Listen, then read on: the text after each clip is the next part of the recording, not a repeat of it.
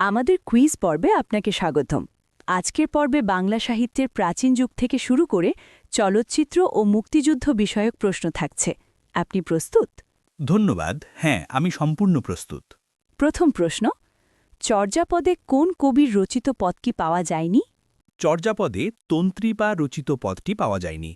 ২৫ নং পদটি খণ্ডিত এবং তন্ত্রীপার পদটি লুপ্ত। চর্যাপদ যে বাংলা ভাষায় রচিত, এটি কে প্রমাণ করেন? এটি ভাষাতাত্ত্বিকভাবে প্রমাণ করেন ড. সুনীতি কুমার চট্টোপাধ্যায়। কাজী নজরুল ইসলামের বিখ্যাত গানগুলো কি নামে পরিচিত? তার গানগুলো নজরুল গীতি নামে পরিচিত। কবি কাজী নজরুল ইসলামের প্রথম প্রকাশিত কবিতাটির নাম কি?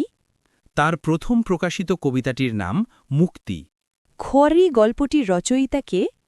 শক্তিশালী কথাসাহিত্যিক আখতারুজ্জামান ইলিয়াস খোয়ারি গল্পের রচয়িতা।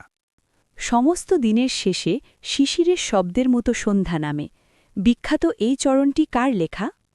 এই কালজয়ী চরণটি রূপসী বাংলার কবি জীবনানন্দ দাশের লেখা। বাংলা ভাষা ও সাহিত্যের প্রাচীনতম শাখা কোনটি? বাংলা ভাষা ও সাহিত্যের প্রাচীনতম শাখা হল কাব্য বা কবিতা। আঞ্চলিক ভাষার অপর নাম কি? আঞ্চলিক ভাষার অপর নাম উপভাষা। বাঙালি জাতীয়তাবাদের মূল ভিত্তি কি?